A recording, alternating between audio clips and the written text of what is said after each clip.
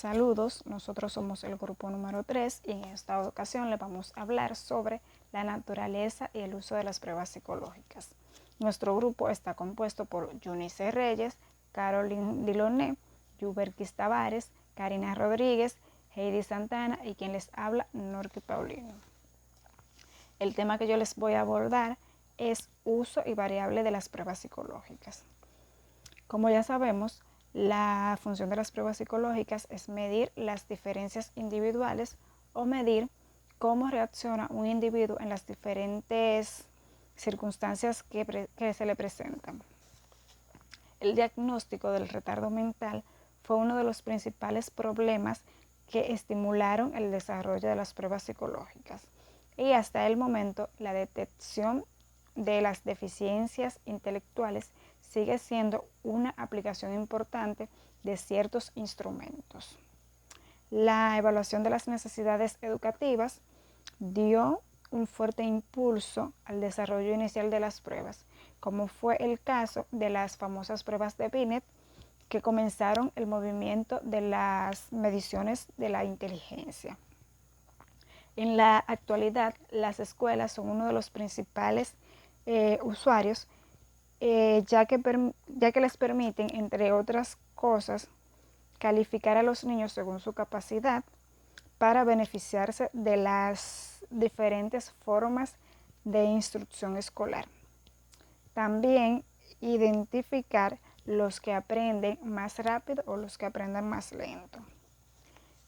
También está la selección y clasificación del personal industrial. Esta es una parte fundamental en las que se usan las pruebas psicológicas. Por otra parte, en todas las áreas de investigación es fundamental la medición precisa de las diferencias individuales que las pruebas bien formuladas hacen posible.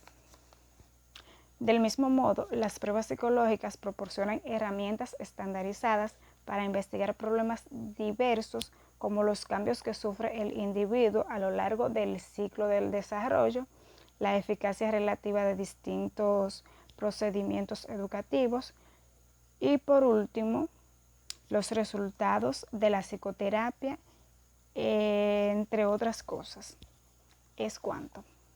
Una muestra de conducta en esencia, es la prueba psicológica objetiva y estandarizada para una muestra de conducta. Con las pruebas, como en cualquier otra ciencia, se hacen observaciones sobre una muestra, pero cuidadosamente elegida con la conducta del individuo. El valor del diagnóstico o predictivo de un test depende de que funcione como indicador de un área de la conducta relativamente amplia, y la medición de la muestra de conducta, que rara vez exima si el objetivo lo requiere.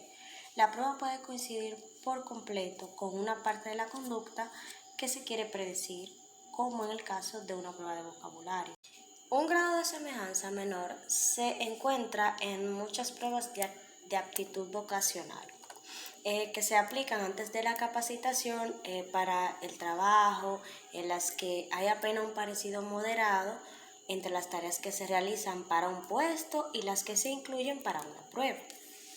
Los test proyectivos, como el de las manchas de tinta de Rorschach, en el que a partir de las asociaciones el examinado hace de las manchas que se interesan en predecir su comportamiento, su reacción con las personas, estímulos emocionales y a situaciones complejas que el individuo enfrenta en su vida.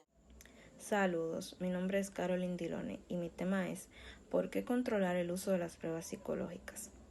Sabemos que no cualquier persona está capacitada para aplicar un test psicológico y estos deben ser aplicados o utilizados de la manera correcta. Hay varios aspectos que se toman en cuenta para poder aplicar un test, como es el tipo de test que se le va a aplicar a la persona dependiendo cuál sea la situación.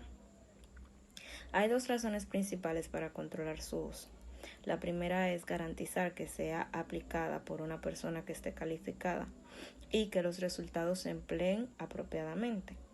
La segunda es impedir la familiaridad general con el contenido, ya que ello invalidaría el documento.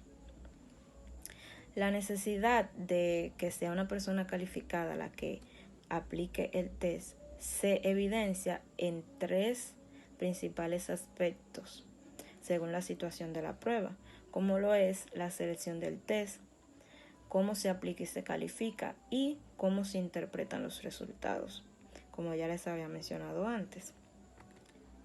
El usuario es cualquier persona que utiliza los resultados de una prueba como fuente de información para tomar decisiones prácticas y puede ser en algunas ocasiones la misma persona que lo aplica y que lo califica. Como por ejemplo tenemos a los maestros, a los consejeros, a los administradores escolares, entre otros. Los resultados de una prueba psicológica deben ser confidenciales. La comunicación de la información pertinente de una prueba cumple con varios objetivos, como lo son que tiende a desvanecerse cualquier misterio asociado con el uso de las pruebas. También tiene que ver con los procedimientos técnicos seguidos al elaborar y evaluar los instrumentos. El tercer objetivo de la información consiste en familiarizar a las personas evaluadas con los procedimientos de la prueba, disminuir la ansiedad que estos tengan y lograr que cada uno haga su mejor esfuerzo. El cuarto y último objetivo es la retroalimentación que se le brinda sobre su desempeño en esa prueba. Esto es cuanto. Muchas gracias. Buenas noches, mi nombre es Yubelkis Tavares y le estaré hablando de la aplicación de pruebas.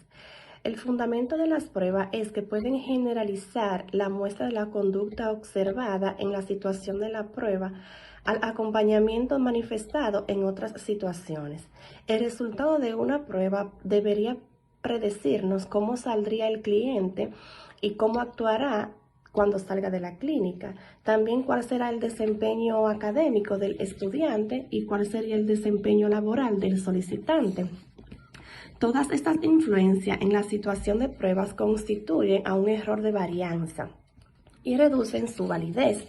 Por eso es tan importante identificar cualquiera que se relacione con la prueba y que pueda limitar o afectar la generalización de los resultados. También le estaré hablando de los preparativos previos para una aplicación. Aquí el requisito más importante de un buen procedimiento es en la aplicación son los preparativos. Durante la aplicación de la prueba no pueden haber emergencias. En caso de que haya algún tipo de emergencia, debería ser anticipado con esfuerzos especiales para poder interrumpirla. También otro requisito importante es la familiaridad absoluta con el procedimiento de aplicación. Esta puede ser como capacitaciones de varias secciones y también de práctica que van a durar hasta más de un año. En las condiciones de la aplicación, aquí el procedimiento estandarizado no se aplica solamente a las instrucciones verbales y el tiempo, sino también al ambiente. Por ejemplo, tiene que ser en un salón que no hayan ruidos y donde haga una plena concentración y tampoco hayan distracciones. Es importante darse cuenta de las condiciones en que se realice la prueba, ya que éstas pueden influir en los resultados, ya sea que haya, como dije anteriormente, ruidos, que hayan distracciones e incluso en los aspectos que parecen menores, esto pueden alterar de manera apreciable en el desempeño. Un ejemplo de esto podemos dar es que unos estudiantes que tomaron unas pruebas en un pupitre y otros que lo tomaron en una silla con el brazo levantado. Los estudiantes que tomaron la prueba en el pupitre obtuvieron mayor resultado, ya que el ambiente les favoreció. Esto es todo de mi parte, lo dejo con mi compañera. Gracias. examinador y las variables situacionales. Como todo proceso, al momento de aplicar una prueba psicológica, siempre están presentes las situaciones que pueden ser fuente de error. Una de las principales es la de el examinador y las situaciones que lo involucran a él. Como, aunque toda persona evaluada se enfrenta a la posibilidad de que las situaciones relacionadas con el evaluador afecten los resultados, en general los niños son más susceptibles a dicha variable situacional. La conducta del evaluador ante y durante el proceso de aplicación de la prueba es de suma importancia, porque una persona o evaluador que no tenga conocimiento de dicha prueba puede afectar sin querer los resultados. Y un punto importante y hay que resaltar es la expectativa del evaluador ante el evaluado, porque esto también afecta a la aplicación de la prueba. La razón por la que siempre se evalúa es por los motivos de influencia negativa. Si un evaluador evalúa a una persona que esté acusado de acoso infantil y este tiene niños, su conducta será de forma de rechazo. Entonces, esto también afectará a los resultados y no serían válidos. El examinado. La expectativa del examinado ante dicha aplicación de prueba es de suma importancia, por la razón de que si ese no muestra interés ante la evaluación, no se podría completar la evaluación. Toda situación que provoque ante el examinado inestabilidad emocional o intelectual va a afectar de una forma negativa, tanto como la depresión, la ansiedad, la ira, problemas económicos, inestabilidad emocional, familiar y laboral. Siguiente compañero. Buenas noches, mi nombre es Lisbeth Matías y me corresponde hablarles sobre el punto de vista del evaluado. Se han realizado diversas investigaciones respecto a las personas en una situación de prueba. La mayoría de estas investigaciones se encuentran enfocadas en la ansiedad que producen las pruebas sobre el sujeto o el evaluado. Y sí, para muchas personas las pruebas o los exámenes pueden ser una situación potencialmente generadora de estrés o de ansiedad. Esto puede ser causado por consecuencias negativas directas de haber fallado en exámenes o pruebas previas, o bien puede estar provocada por la experiencia de ser evaluado y de fracasar. Esto último también puede estar relacionado con las expectativas o exigencias generadas en un entorno cercano. Un ejemplo muy común es de los niños en la escuela a la hora de tomar un examen, o también de nosotros, estudiantes universitarios, a la hora de tomar algún examen parcial. Otro ejemplo que podemos usar es de un candidato que aplica para un trabajo y en una entrevista le aplican también pruebas psicológicas. Es probable que este candidato sienta mucha ansiedad porque sabe que si obtiene resultados no satisfactorios en las pruebas realizadas, es posible que no siga siendo considerado para el puesto. Y es un hecho indudable que la ansiedad tiene efectos nocivos sobre el desempeño de las personas en evaluaciones o pruebas. Esto fue lo que motivó investigaciones como la que realizó Saracen en la Universidad de Yale, quien creó un cuestionario para evaluar las actitudes de los individuos hacia las pruebas. Un ejemplo es un cuestionario que se le aplicaba a los niños. Se les preguntaba si se preocupaban mucho antes de iniciar una prueba, que si sentían que su corazón palpitaba más rápido y que si piensan que no lo estaban haciendo bien durante la prueba. Este tipo de resultados de las investigaciones arroja interés en que están correlacionados los niveles altos de ansiedad ante las pruebas y los resultados negativos. Las investigaciones sobre la naturaleza y la medición, el tratamiento de la ansiedad producida por los exámenes ha permitido identificar dos componentes importantes relacionados con la naturaleza de la ansiedad. Estos son la emocionalidad y la preocupación. La emocionalidad comprende sentimientos y reacciones fisiológicas como la tensión, taquicardia, palpitaciones, aumento de la presión sanguínea, sensación de ahogo, mareos, etc. La preocupación es ya el componente cognitivo.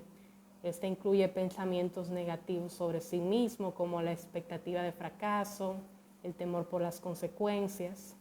Y estos pensamientos desvían la atención de la conducta orientada a la tarea que la prueba demanda, por lo tanto, trastornan el desempeño. Y los resultados del evaluado se ven afectados debido a la presencia de estos dos factores. Es cuanto. Saludos, mi nombre es Heidi Santana y yo voy a presentar el tema de efectos del entrenamiento sobre el desempeño de las pruebas.